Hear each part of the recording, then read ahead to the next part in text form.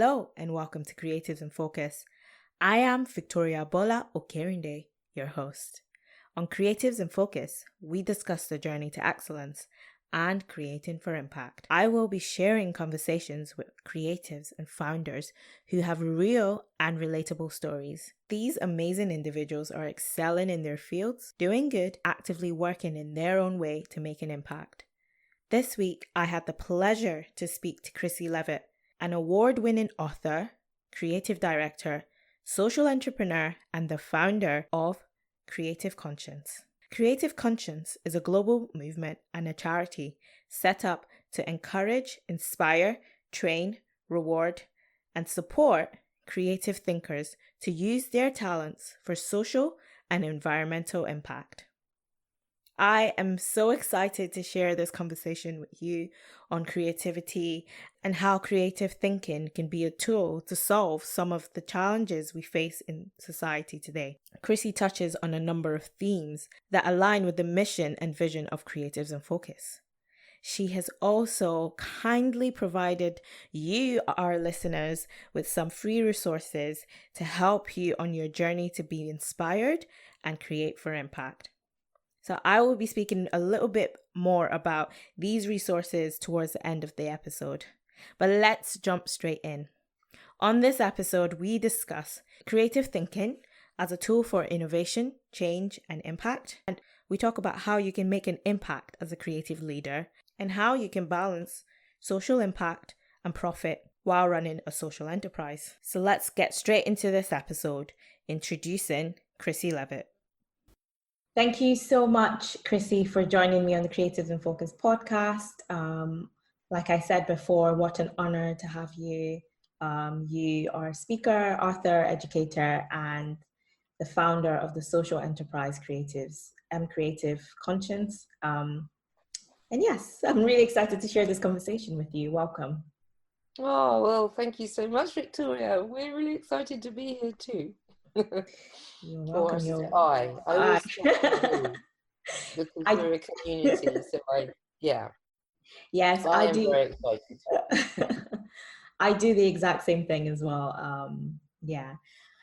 So for some of our listeners out there who may not really be aware of you or your work, can you let us know how you actually got into the creative industry? Because like I mentioned, you have a few things under your belt as a speaker, as an educator. So can you let us know just a little bit about how you got into the creative industry?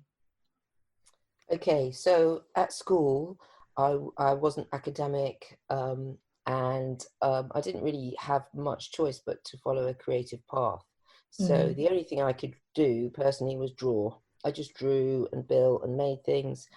And so that just kind of led me into the kind of path of going to do a foundation and then on to an art school and then to another art school. And from there, I just ended up working freelance pretty much for my entire career, actually, until I was in my mid-40s when I had to take a role as the creative director and then became the board member of an agency. Oh, wow. They wouldn't let me stay as an independent practitioner. So I really didn't get my first PAY job until I was properly middle-aged. Which I kind of like. I like the fact that I was sort of unemployable, I suppose. So that's really galloping through. That's what happened. Yeah, fantastic.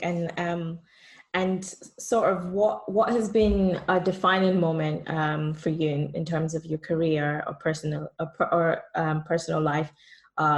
Before we speak about your vision for Creative Conscience. So I think a defining moment for me was giving a client presentation when I was working at that agency that I just told you about. Yeah. We were commissioned to do a job. We did basically my job where we did branding and new product development and lots of work in like premium luxury goods, sort of from booze to chocolate to all sorts of things. But this particular company was, I'm not going to name them, but they were a large, well-known dairy manufacturer. Mm-hmm. and their head office was based in Denmark, actually. Yeah, in Denmark. Mm-hmm. And we had to come up with the whole sort of structure, the packaging, the branding, and everything for a brand new product. Mm. And what was really exciting in terms of the opportunity was that they were going to change their entire factory line Mm. to create this new product. Now, as sort of designers, product designers, creatives, it's quite rare that you get that opportunity, like the birth of something from the point of its manufacturing, because Yeah. that's where the largest investment came. And when we got the job, I was super, super excited because I thought we could make a real difference. Mm. This was probably about 10 years ago. There were new stuff, new products and materials coming onto the market that were biodegradable, that weren't made from plastic. And I knew the perils of plastic it was kind of pre-David Attenborough banging on about it on the BBC. It wasn't on people's radars. And so I thought, well, this is our opportunity. And we did all this amazing work, lots of structural work, product design, and then the branding. And we went to present this with the client over in Denmark. And I remember it so, so well, Victoria. I kind of stood up. We'd done a lot of the branding and the digital work on screens, and I kind of stood up. And there was this sort of group of, clients around, and our clients, there was this team around, and I stood up and I said, okay, people, here we go. And I started to talk about the structural work. And I said, we have an amazing opportunity right now. We can lead the market and create a product that is not going to destroy our future and the future of generations to come. And the room went very quiet. And I just kept talking about this was an amazing opportunity. Imagine if we could do this, blah, blah, blah, and still quiet. And I started to get a little bit nervous about what I was saying, but then I believed in it and I kept on talking. Still nothing from the room. I could sort of hear bottoms shuffling and papers moving. And suddenly there was a sort of squeal from someone. And I looked around and it was one of our client services team who stood up and sort of started babbling on nervously around product costs and this and that and budgets and things, and it really threw me off guard. And I kind of sort of carried on with the presentation and sat down, and just in that moment felt completely disappointed and sad. So we got back to London the kind of following day, or I got back into the office the following day, and I was called up in front of our MD, our managing director. And basically he said to me, you are never ever to talk about that stuff to any of our clients. It's not your place and you don't have the right to do that. And I walked out of his office and I thought, this is super messed up. And so for me, that was really the moment when I thought, this isn't right. What I was doing, what I was creating was basically getting people to buy stuff they didn't need, plop, basically, landfill. And I was destroying my future and the future of my children and countless other people's futures. And that was really around that same time as when I came up with the idea of this creative conscience platform, and then just started talking to people about it and built a community, and that's where it came from. But what's really interesting about that story is that it hadn't come from the client. It had come from one of our own team. Yeah. Who was living in fear. And so, yeah, that I would say it was a massive moment of like, this is super messed up, as creatives, as agencies, as you're employed, to take people on a journey and to innovate and to make a difference in the world. And if we're being told to shut up and sit down, then what hope do we have, any of us? Amazing. Thank you so much for sharing that. I mean, definitely a turning point, and kind of, you know, after sort of realizing that perhaps, you know, you wanted to do more, sort of how did you take the steps to actually birth Creative Conscience, and why the title Creative Conscience? Yeah, well, I don't know. What happened was, at the same time that stuff was going on, I was doing a course, a landmark course called it was a self-expression and leadership course. And that was a course where you, over a series of a few months, built a community project. And so I was working on that sort of in my own time, just as sort of part of, you know, self-development or what have you. And the day one of the course, you kind of did a whole load of things and you wrote things down, and then you had to go away. And I went away from the first day, and the following morning, I used to kind of go to the gym a bit. Obviously, I don't now. I went to the gym and I was on a treadmill or something, and it just came to me. That's what it's going to be called, Creative Conscience. And it was all really about trying to shift our industry from this sort of broken capitalist kind of consumption model into something else. And so that was going on at the same time as I was working at this agency. And then I was on the board, and they got me in. We had a board meeting, and they'd asked me to try and get our agency in the press. And I'd reached out to a few people, and of course we were no different from any other design agency on the planet. We were just creating stuff, you know, not really. And I said, well, sadly, the press don't want to talk about us because we're no different from any other agency. But I'm doing this project outside of work, and it's going to be called Creative Conscience, and it's going to be at this platform. We're going to encourage people to use their superpowers for good. Maybe if you want to get involved in that, that would mean that we would have something different to talk about, and therefore the press would write about us.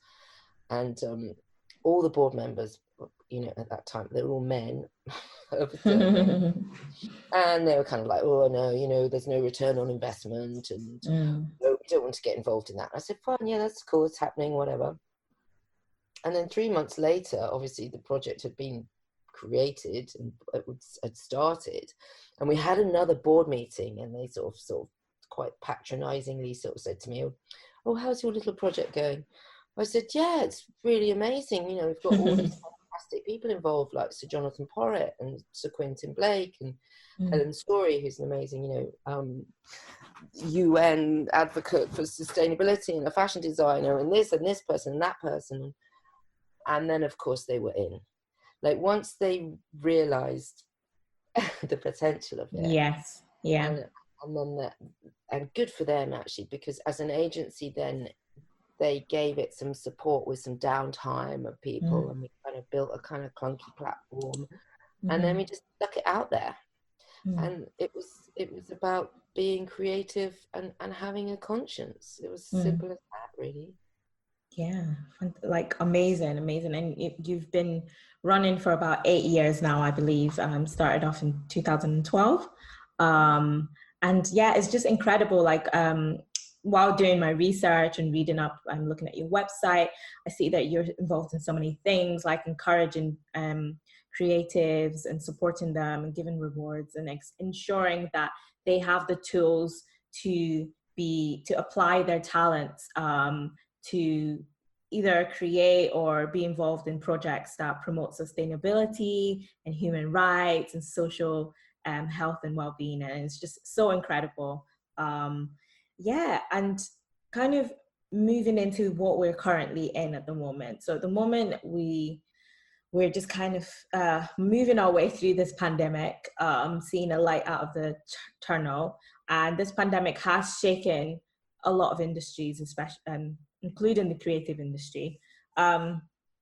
I do believe that more than ever, creative thinking is needed, and there's a real need for innovation and change and impact. So I would like to ask, like, what is your experience, or what do you feel creative thinking and innovation can bring post-pandemic for the creative industry?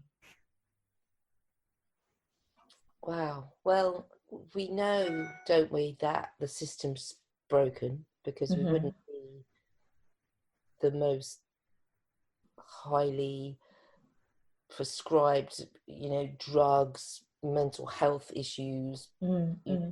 health issues, obesity, all the things that are going wrong in our society. We're the most miserable, you know, group of human beings in the developed world, since the dawn of time, Yeah. probably. So we know the system isn't working right. Mm. And Mm. my personal feeling around COVID-19 is that it was really nature fighting back. That you Mm. cannot continue to kind of rape and pillage Mm. our beautiful planet, the thing that keeps us alive, without something going off. Mm. Um, and so I think it's an amazing moment in history. Obviously, it's terrible for anyone who might have lost a loved one. I believe this is a massive opportunity for the Mm. world, not Mm. just the UK, but for the entire world, to wake up and Yeah. think about, well, how can we do this differently? And I Mm-hmm. read a stat the other day that said 6% of people in the UK do not want it to go back to how it was before. Mm. Or do want it to go back to how it was before. Only 6%. That's a very small minority. Yeah. And Yeah. people have learned amazing things during this time, positive things. Mm-hmm. Mm. But Mm. there's a lot of fear. And there's a lot of Mm. fear because fear comes out of an uncertainty. Yeah, definitely. Yeah. But the trouble with fear is fear shuts us down and it stops us taking action, and we have to take action now. It's Mm. really, really important that we rise up and we see this is an amazing opportunity.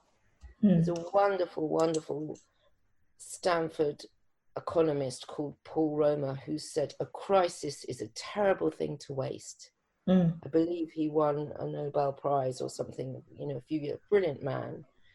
And this is a crisis, and we really mustn't waste it. Yeah.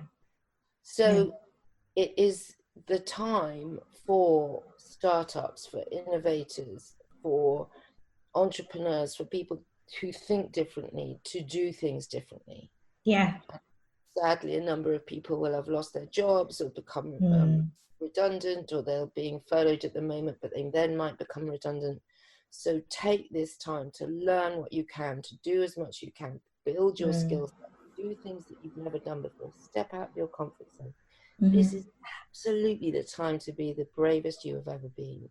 Because if you are, there is a massive, massive opportunity. That's what I believe. I mean, we train this stuff. We do this stuff anyway. As an organization, we run workshops. We've done 10, 15, probably more free workshops and webinars to people that can come on board and listen and learn what's possible and what they can do right now. We've got a summer school coming up. I mean, there's all sorts of amazing things that can come out of this. And I hope that our industry will be braver. Yeah. Will have those conversations with their clients and let their clients know that now's the time to change systems. Now's the time to move away from broken old ways of being and create a new, fairer, healthier, more just society for everyone. And if we can do that, we can do that really fast, we have a hope. And without hope, there's no reason to be, I don't think. We've got to remain hopeful. We absolutely have to. Thank you so much, Chrissy. Wow. Sorry, that was amazing. No, amazing. So amazing. I'm like, oh my God, so many words. No, but that was so good. Thank you. I'm sorry. I get kind of overwhelmed. I'm kind of excited and passionate, and also, Yeah. all the things that go around, desperate, Yeah. Yeah. I mean, fast, I inspired. yeah, it is a time, it is a very unique time that we're in. We have never seen anything like it. And like you mentioned, this is a time to take action. And we have seen across the world a number of causes, you know, being, action, call for justice, call for equality. And yeah, and I think it's the time where everyone is paying attention. Everyone has to sit and listen to and look at what has been going on around them. So indeed, this is a unique time, and it's also, like you mentioned, a time for individuals, companies, and more to look within and see how they're running, how they're doing in terms of actually ensuring that their work, their products, their service is actually impacting people, and doing good. So yeah, I mean, you've said quite a lot of amazing things, and yeah, this is a time to take action. We've been giving. I know it's been quite devastating, this pandemic, but we've been given a unique opportunity to really look within and see how we can move forward, how we can innovate, um, um, as individuals, as a country, and more. So, I mean, you've given us a few pointers in terms of individuals actually taking the time to build their skills, and do more good. So I would like to ask, especially for our listeners who are looking to start up a project or looking to run a business, some of the simple steps to ensure that their passion project is actually impactful, and creating sustainable change. So my first question is, where do I start? So I'm looking to create change. I'm a creative, or I have a business. Where do I start? Wow.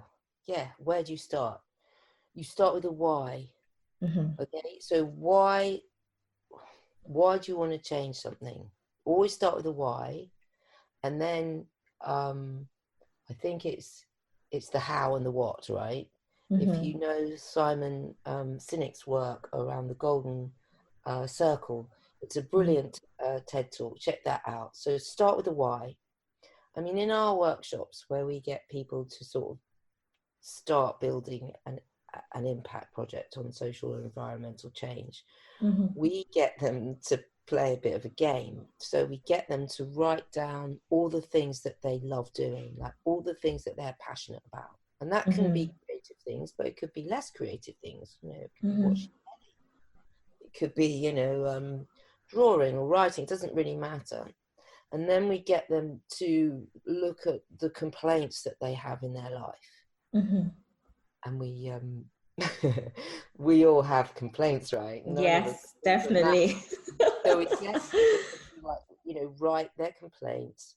And actually, a few years ago, I did a TEDx talk on this very thing where I was asked to try and engage a community Mm. to take action. So that you could watch that if you want to get inspired in this sort of area at all. But and then we get people to kind of mash those two things together.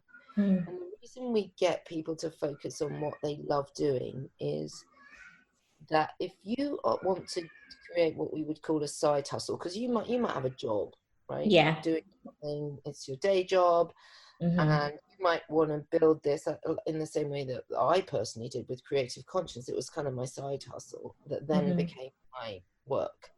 So you don't, it's step by step. Don't expect to just suddenly create something and run out into the world necessarily sort of take off. I mean, that's not Mm. impossible, but Yeah. step by step. But start with the why. Start with what you love against what's not working for you. Mm. And why it's important to choose something you love is that it is going to be more fun. You're going to be passionate about it. You're going Mm-hmm. to love doing it because it's something you love doing. And Mm. therefore, the chances are that it will be successful. Mm. Mm. So it's Thank really important, the why and the connecting something you love with something that isn't working for you. those are really powerful. Those are three things that I would say are the first steps to take. Thank you. Does that make sense? Yeah, definitely. I think starting from a why is very important because it's something that you can always look back to as well. You know, if for some reason, and like you've mentioned, you know, the journey is not easy, but if for some reason you're discouraged or you're actually just reviewing some of the steps that you've taken, you can go back to your why and be like, am I kind of staring away from my vision, or am I walking in line with the vision for my project, my company, and my vision to impact? So yeah, definitely. I'm sure you're doing that yourself, right? This is all with your podcast, yes. your platform and what you're doing. Yeah. That you've got to have your why there. There was a why, wasn't there, for you? Otherwise, you never would have done it. So, yeah, and you know, every month, I think I'm always kind of asking myself sort of why, because similar to you, and similar to a lot of people that are listening to this podcast, they have full-time jobs. They are either full-time working stay-at-home moms and taking care of the kids full-time. So you know, pursuing this passion project is not easy, but it's important to have something that motivates you and keeps you going. And you having a vision and knowing that, okay, every experience that I have, whether it's my full-time job, whether it's me learning and building this company or doing this podcast, is all working towards my goal of, you know, my vision. Yeah. And it's so many entrepreneurs and people start up stuff as a kind of side hustle. It's, you know, not many people just suddenly, you know, launch into something. I mean, probably have to be pretty bonkers. It's not impossible, but most people will step by step. Yes. And do it as a part-time. Maybe it starts as a hobby and then it moves.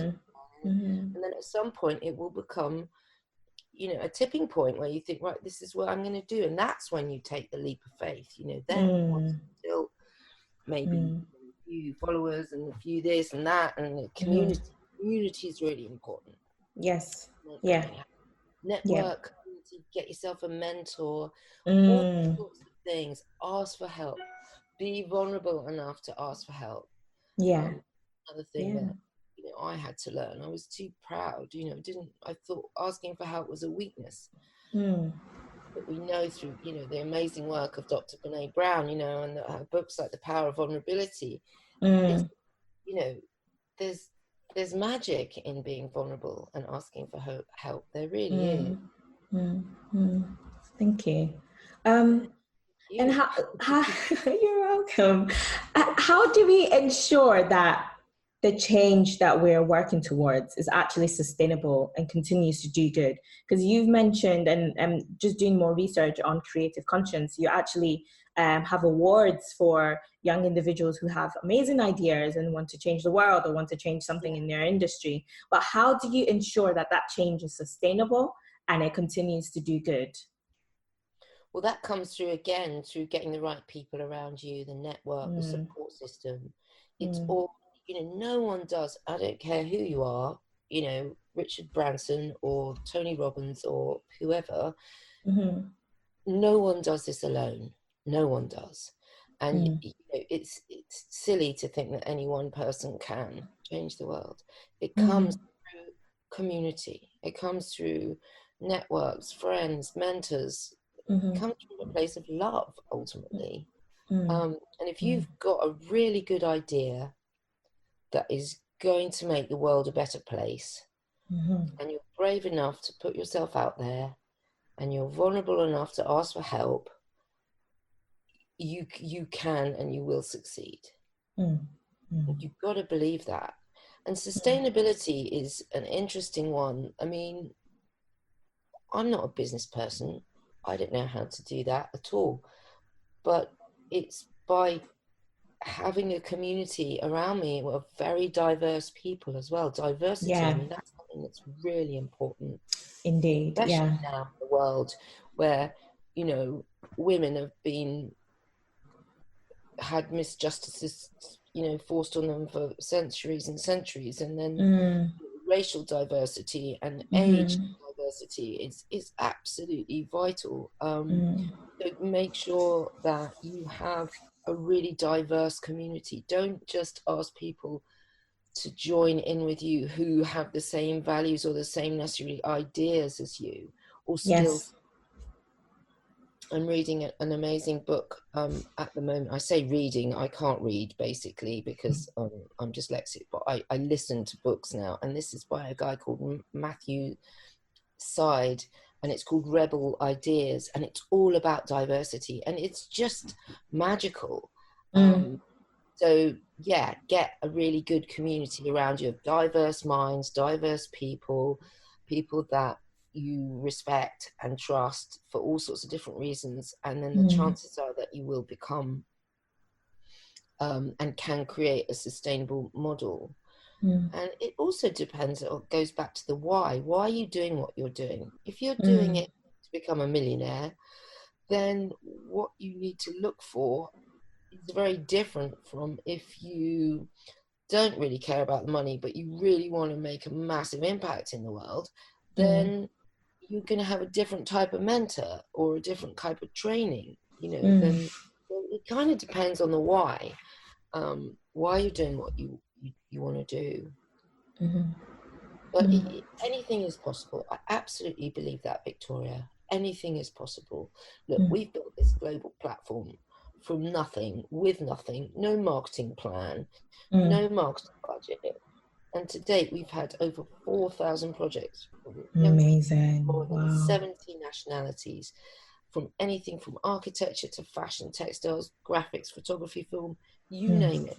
And at the heart, every single one of those projects is the idea of creating a healthier, fairer, better world. Now, if that's possible with nothing, think what you could do if you had a really tight, brilliant business model. I do believe that anything is possible. Absolutely believe that.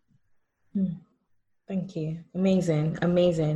And you actually touched on entrepreneurship and starting up, and you mentioned that you may not consider yourself as a business person, but you are a social entrepreneur. So how do we as creatives and entrepreneurs strike a balance between social impact and profit? Because, I mean, from your personal experience, how do you strike a balance? Because there's sometimes that you may have to compromise, especially when it comes to, for example, a sustainable brand, a fashion sustainable brand. Their values are, we want to use sustainable fabrics, or our packaging has to be sustainable. However, they won't be able to sell at the prices that a majority of people may be able to afford. So that's just an example. How do you actually strike a balance between social impact and making sure that you're making a profit and growing as a business, as an enterprise? Well, firstly, we have to educate people in the value of what they buy. So that's the first thing. If people continue to go to Primark and buy things that are basically destroying their future, which is what we teach, I always, when we do lectures and stuff, and we go around and we do webinars and stuff, we talk about people buying their clothes from Primark. They're basically drinking their own poison. They're putting a nail in their own coffin, right? So I think part of, if you have a sustainable fashion brand, part of your role is to educate your audience through storytelling the reason why it costs this much, right? So it's partly about education and being able to tell a really compelling story. And in order to tell a story that people remember, you have to connect with them on an emotional level, right? So what is it? Is it the story of the boy in India who is, in the sweatshop? Or is it, the truth about what's going on around the waste of and the pollutants of fast fashion? I mean, you have to be able to engage people through stories. And people need to understand that there is no such thing as it being cheap, because it's costing someone something. It's not cheap to you, but some point along that manufacturing chain, it's costing your future. It's costing that child who's working in the sweatshop. It's costing the planet. You know, there are costs associated. There's no such thing as cheap. And if you buy something that is unique and well made and costs a bit more, then it will last a lifetime. So I mean, it's difficult with fashion. I would suggest that we just need to consume in a conscious way. We need to stop consuming in the way that we're consuming. We need to really think about how we behave. How do you get people to stop going to the shops as an addiction? Because that's what it is. Shopping's an addiction. It's no different from alcoholism or, you know, heroin, really. People would be shocked that I said that, but it isn't. You're told that you're not good enough, and so you go to the shop to buy something to make you feel better, and when you buy it, you get a hit of dopamine, and then you come home, and within like a day, that dopamine's hit, it's gone, and you've got a cupboard full of clothes that you probably don't need. You've got more than could last you a lifetime, and yet you still continue to go back week in, week out. You know, imagine what it would be like if you didn't do that and you kept that money and you saved up and you did an amazing experience. Yeah. With a group of friends, or you learned something new. You learned how to make something or build something or create something instead of this weird addiction to this sort of dopamine that we get from consumption. It's a really massive issue, Victoria.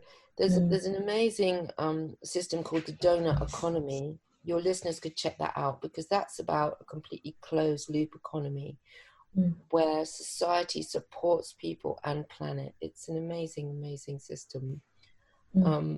That's one way. But yeah, I'm sort of ranting on a bit again as well, because it's just not at all conscious sort of stream.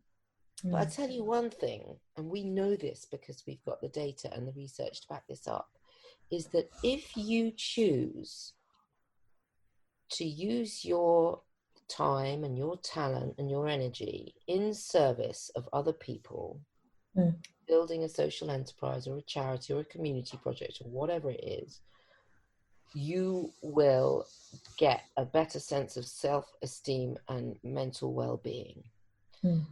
And so we've got an epidemic in the so-called developed world of mental health issues, especially with young people. It's crazy.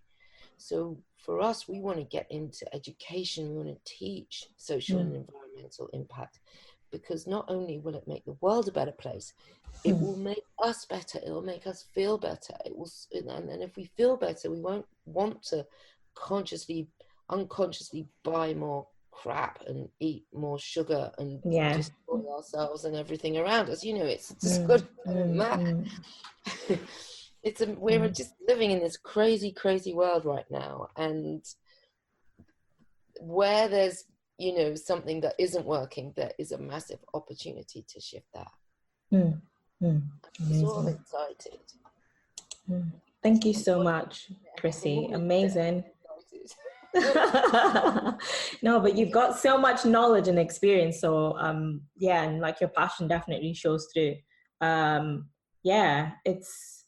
It's I mean, a lot of what you said, you know, is great, because especially from a business perspective, it's not only, you know, selling and offering your product, is also offering value, and like you said, also educating people. And if your value is to ensure that your brand is sustainable, your brand is doing good for the environment, you should also look at educating people who may not be there at the moment in terms of making ethical choices in their buying. So yeah, I fully agree with that, and that is something that I do try to encourage anyone listening who's thinking of starting up a business, is really working on storytelling and Yeah. understanding how you can add value to people, how you can show your values, and hopefully, as you bring them on as customers or users of your service, then they can learn and they can go out and do good as they're adopting your values.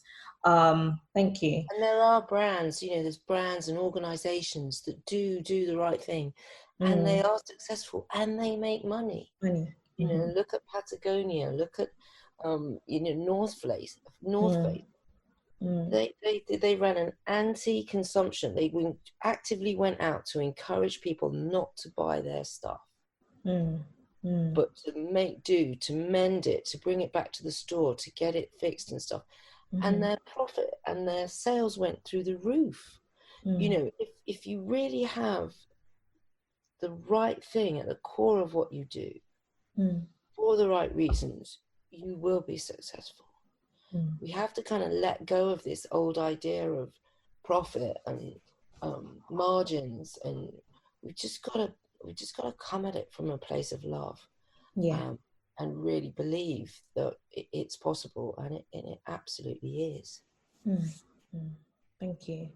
So just moving on to your experience as your leader in the creative industry, and you've got tons of experience. Do you have any advice for females who want to take up leadership positions? It doesn't have to be in the creative industry. It's just what you mentioned earlier in our conversation is actually sort of being in spaces where a majority of the leaders there, a majority of the decision makers were male. So can you give us sort of any thoughts, any advice for females who want to take up leadership positions? Well, for a start, I think this is our moment. I think, we know that the world isn't working, and predominantly the world is being dominated by guys. And don't get me wrong, I love guys. I've got 4 big brothers. I've got tremendous respect for men and guys, but I think that it's not balanced leadership. It's just not balanced. So we know it's not balanced, and we know it's not working. So again, where there's a problem, there's an opportunity. I'm an accidental entrepreneur. I'm an accidental leader. I don't think people in our industry would think that I'm a leader, or maybe they would. I don't know. I think I'm probably more of a maverick, and I frighten people a bit because I'm not willing to sort of sit back and just take what I'm told. It is about being brave. And I did a webinar recently with a load of young people, and they said, yeah, that's great, but how do you become brave? How do you get to be brave? You get to be brave by being willing to be vulnerable. And you've got to step into the arena. So what's the worst that can happen? Someone, you might look a bit stupid, or someone might call you a name, or so what? It doesn't matter, does it? No one has the right to criticize you unless they are in the arena with you, and those people who tend to criticize aren't. So just get out there, girls. This is our moment. And also, what was interesting, and I might have this wrong, don't quote me on it, but I think I read something a little while ago, probably about a year ago, around there are more women social startups and entrepreneurs successful that are women in their 50s or something. There's this huge swathe, and I think that's partly because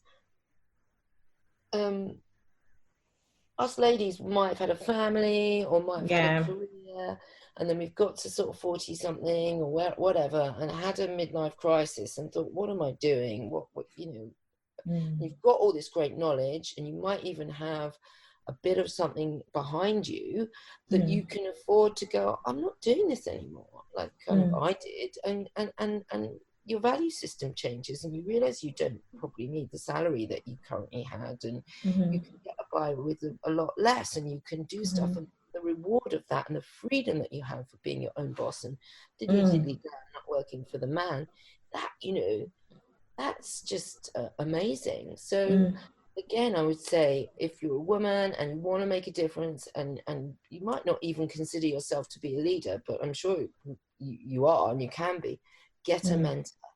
And it Yes. doesn't have to be a female mentor. It couldn't be. There's an amazing organization. I'm going to do a shout out for it now, called She Okay. Said. She Said. Okay. She says, I think. Yes, She Says. And it's a global community of female creatives, and it's all run on love. It's an amazing network. I know the two ladies who set it up. One was from advertising, one's more strategy. I'm very happy to share with you loads of this stuff. Actually, if you have any, when your podcast goes out, if you need any stuff, I can give you loads of stuff to go in your sort of show notes. Check out She Says.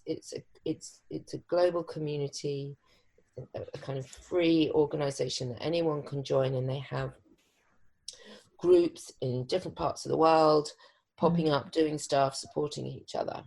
So that would be a good place to try and find a mentor, or ask on LinkedIn. Just go, I'm looking for a mentor, and you'll be surprised how many people are willing to help you.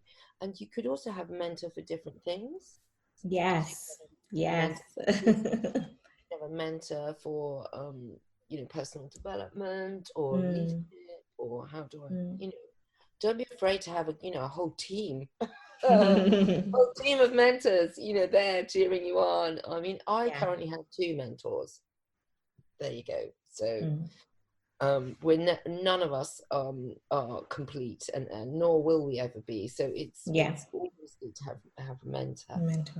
And they'll come and go, and you might change them, and that's fine. Check that organization out. They're She brilliant. Says. Yeah, fantastic. I'll send you the link as well for that. Yes, thank you. Any of your people are interested, I can send you also a free digital copy of a book called Ignite Female Changemakers. Oh, fantastic. Yes. So that's a freebie that I offer to all your people. I'll send it to you. You can have it, you can give it out to whoever, and that's specifically 50 women from around the world. I did one chapter in it who've all written about changing their life and the life of those people around them. And it was a #1 Amazon bestseller in amazing or something. So you can have that for free. There you go. Thank you so much, Chrissy. Amazing. And I'm sure we'll put it out, and a lot of people will be excited to access that. Thank you very much. Thank you so much for having us. You are you are welcome. You are welcome. So I mean, you've mentioned sort of the training and some of the work that you've been doing with Creative Conscience, and you mentioned the summer course that's actually going to be running from July. Can you give us a little bit of insight into what the course, what people can gain from the course, and when this goes out, hopefully there'll be a little bit of time to apply. If not, they can keep an eye out for the next round. Sure. Well, it's kicking off on the 21st of July. It's called Creative Summer School, and it's very, very part-time. So it's sort of sessions, every live webinar sessions every sort of other week, and then coaching calls in between. And it's really to get people kick-started in either building their project or their idea that's already started, or building a project from scratch. Again, we're picking people, you can apply, but we're picking people from different parts of the world with different backgrounds, different diversity. And then it's going to be quite a small cohort. It's not like hundreds of people. It'll be really manageable, so you get to know everyone within the course.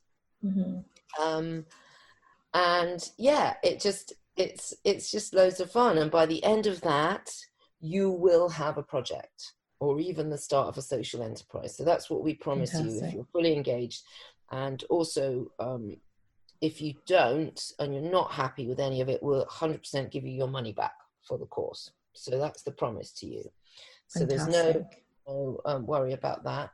And then we're doing it all live, but the plan is that we will develop it in the autumn into an online course, which will be just, videos rather Yeah. than live.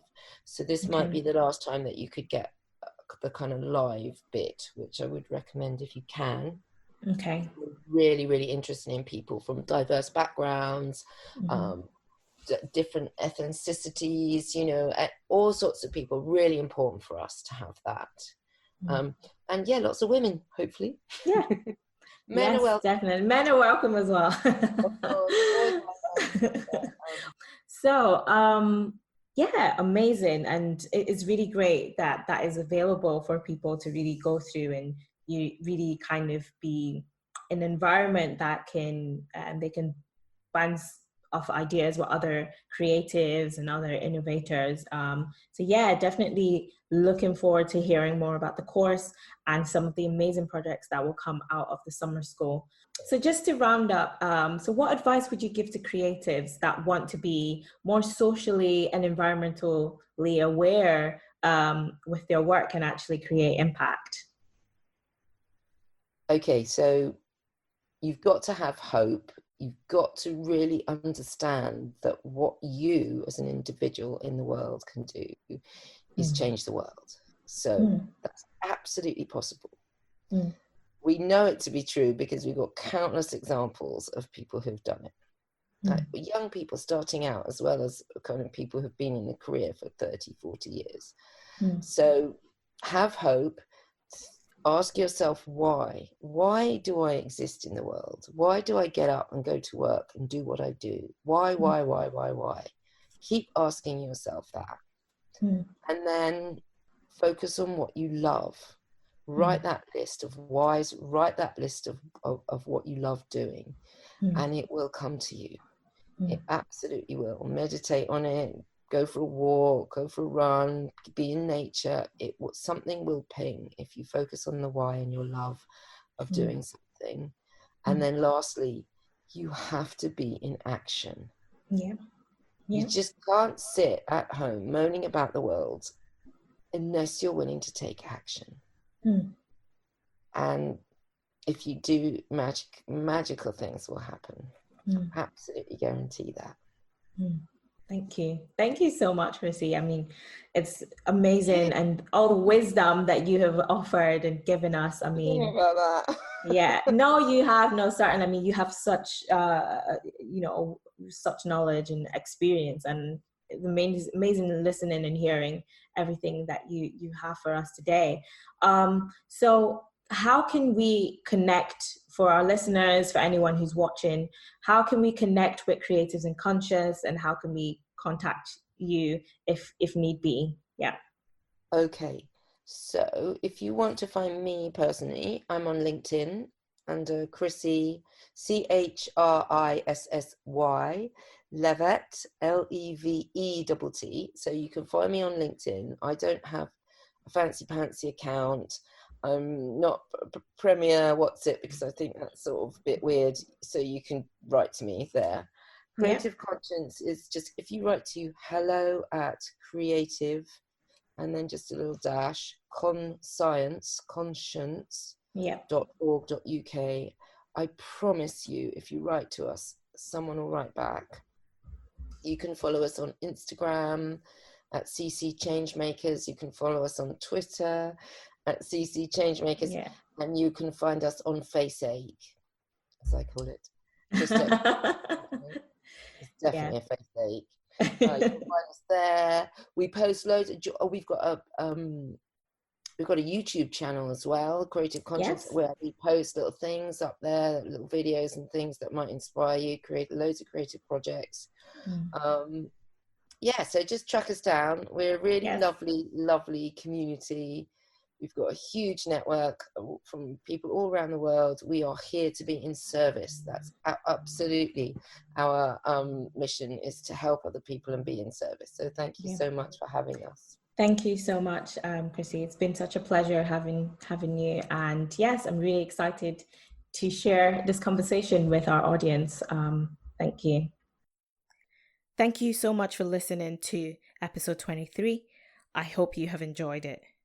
I was really inspired and motivated by Chrissy. and really grateful to have spent some time with her. As mentioned in our intro, Creative Conscience is giving you, our listeners, 50% off when you apply to their summer school for social and environmental changemakers. This course will enable you to work on building a game-changing project in just 3 months. You will be able to access also a free digital book, and this one is for you ladies and men, titled Female Game Changers. And this will be available in the show notes, and you can also access this on our links on Instagram. If you have enjoyed this episode, please feel free to like and share, and let us keep this conversation going. So yes, you can connect with us on Instagram at Creativesinfocus, on Twitter at Creativesinfocus. You can also subscribe to our YouTube channel. Yes, we are on YouTube, and you can watch us. You can see us in action on video format on our YouTube channel at Creativesinfocus. Like always, until next time, influence change and create for impact.